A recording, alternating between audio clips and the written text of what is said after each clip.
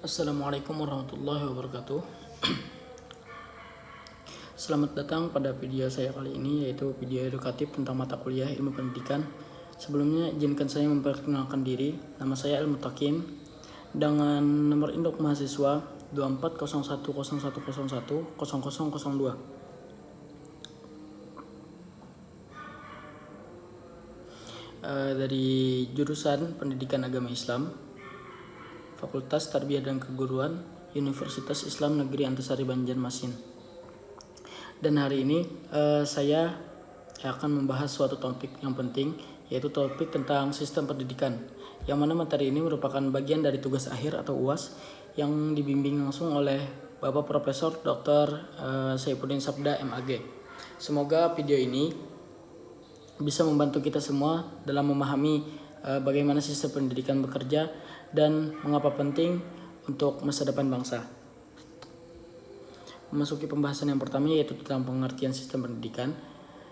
Sistem pendidikan adalah suatu kesatuan yang terpadu antara komponen-komponen pendidikan seperti kurikulum, peserta didik, pendidik, sarana prasarana, dan juga regulasi, yang mana semuanya ini bekerja sama untuk mencapai tujuan pendidikan. Di dalam Undang-Undang Nomor 20 Tahun 2003, pendidikan disebut sebagai usaha sadar atau terencana untuk mewujudkan suatu suasana belajar, yang mana suatu suasana belajar tersebut agar peserta didiknya dapat mengembangkan potensinya. Contohnya seperti sebuah sekolah. Sebuah sekolah tersebut tidak cukup jika hanya memiliki siswa dan guru saja. Tanpa adanya kurikulum yang tepat, tanpa adanya sarana prasarana yang memadai, tanpa adanya evaluasi yang terstruktur, maka proses belajar mengajar tidak akan efektif. Kemudian komponen-komponen sistem pendidikan, yaitu yang pertama ada tujuan pendidikan, yang kedua ada peserta didik, yang ketiga ada pendidik dan tenaga kependidikan, yang keempat ada kurikulum, yang kelima ada metode dan strategi pembelajaran, yang keenam ada sarana dan prasarana pendidikan, yang ketujuh evaluasi pendidikan. Saya akan membahas yang pertama dulu, yaitu tujuan pendidikan. Tujuan pendidikan ini adalah arah utama dari semua kegiatan pendidikan yang ada dalam sekolah. Misalnya tujuan nasionalnya Indonesia adalah menciptakan manusia yang beriman, bertakwa, dan berakhlak mulia, serta mampu bersaing di dunia global. Nah, itu merupakan suatu tujuan. Kemudian yang kedua, peserta didik. Peserta didik adalah subjek utama pembelajaran. Setiap anak unik, dan sistem pendidikan yang baik harus adaptif terhadap latar belakang, gaya belajar, dan juga kebutuhan daripada peserta didik tersebut. Kemudian yang ketiga, yaitu pendidik atau tenaga kependidikan. Guru bukan hanya sekedar pengajar, tetapi juga sebagai motivator, fasilitator, bahkan juga panutan moral.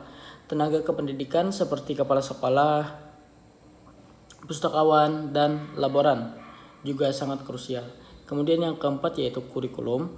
Kurikulum adalah isi dan arah pembelajaran dari sekolah tersebut. Di Indonesia ini pada saat ini kita sedang menggunakan kurikulum merdeka di sistem pendidikan, yang mana kurikulum merdeka ini lebih fleksibel dan berpihak kepada kebutuhan siswa. Kemudian yang kelima ada metode dan strategi pembelajaran.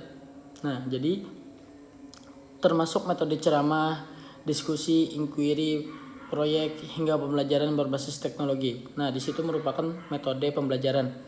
Strategi yang baik akan membuat belajar jadi menyenangkan dan bermakna. Kemudian yang keenam ada sarana dan prasarana pendidikan.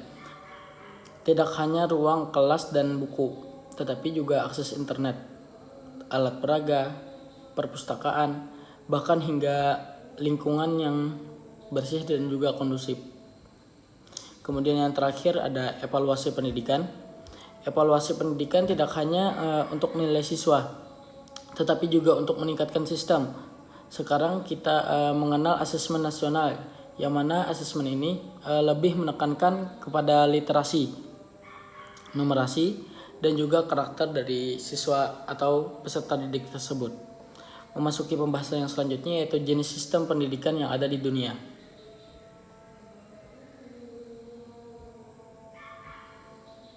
Yang pertama ada sistem terpusat, yang kedua ada sistem terdesentralisasi, yang ketiga ada sistem campuran, dan yang keempat ada sistem berbasis agama atau budaya. Sistem terpusat, semua kebijakan ditentukan oleh pemerintah pusat. Misalnya seperti Perancis. Nah, di Perancis itu semua guru, kurikulum, dan penilaian diseragamkan oleh kementerian pusatnya tersebut. Kemudian yang kedua ada sistem terdesentralisasi.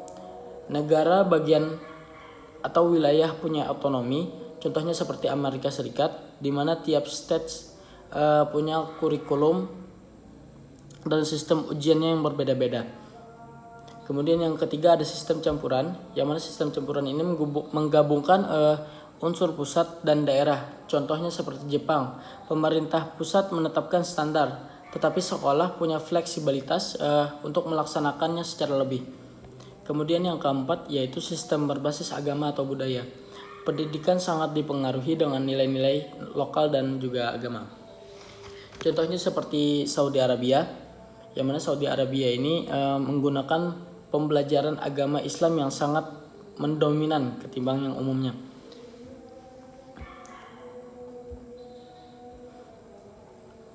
Selanjutnya yaitu sistem pendidikan yang ada di Indonesia. Ciri khas sistem pendidikan di Indonesia ini adalah campuran. Ada peran pemerintah pusat dan juga daerah. Kemudian berbasis nilai Pancasila, pendidikan agama wajib di semua jenjang. Kemudian di sistem pendidikan Indonesia ini memiliki 3 jalur, yaitu yang pertama jalur pendidikan formal, yang kedua jalur pendidikan non formal, dan juga yang ketiga jalur pendidikan informal.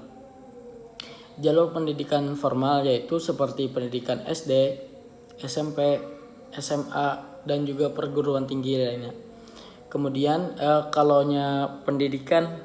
jalur pendidikan yang non formal itu seperti pondok pesantren, kursus-kursus komputer, dan juga PKBM. Kalau pendidikan yang terakhir, jalur pendidikan yang terakhir yaitu informal. Jalur pendidikan informal ini yang mana pembelajarannya secara tidak langsung terjadi di dalam keluarga ataupun masyarakat. Contohnya seperti seorang anak belajar sopan santun dari orang tuanya yang ada di dalam rumah. Nah, itu merupakan suatu pendidikan atau suatu bagian dari pendidikan informal. Karena si anak tersebut belajar sopan santun tersebut dari orang tuanya secara tidak sengaja.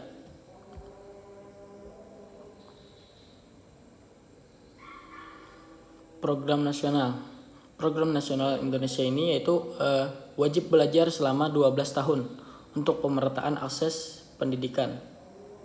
16 tahun tersebut memasuki dari 6 tahun pendidikan sekolah dasar, 3 tahun memasuki pendidikan SMP atau sekolah menengah pertama. Yang ketiga, 3 tahun selanjutnya yaitu sekolah SMA, pendidikan SMA atau sekolah menengah atas.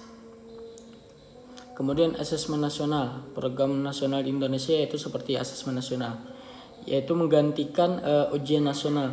Pada kurikulum sebelumnya di Indonesia menggunakan ujian nasional, akan tapi ujian nasional sudah tidak ada dan diganti dengan asesmen nasional. Kemudian program nasional Indonesia yaitu Merdeka Belajar, memberikan kebebasan belajar sesuai minat dan potensi siswa.